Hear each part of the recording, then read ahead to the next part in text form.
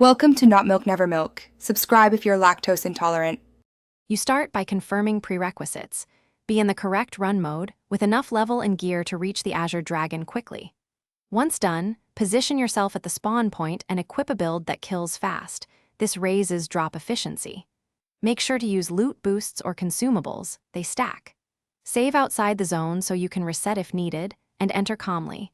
This initial setup shaves repeated attempts and gets you into the loop without wasted time. Now execute the farming loop. Run the optimized path and skip unnecessary fights to reduce time per run. Use a build that exploits the dragon's weaknesses, critical hits or sustained bleed, to collapse its HP quickly. This improves kill-to-drop ratio.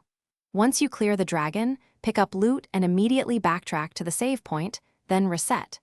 Make sure to keep consistent timing between runs to maintain spawn reliability, and swap consumables if drop rates don't respond.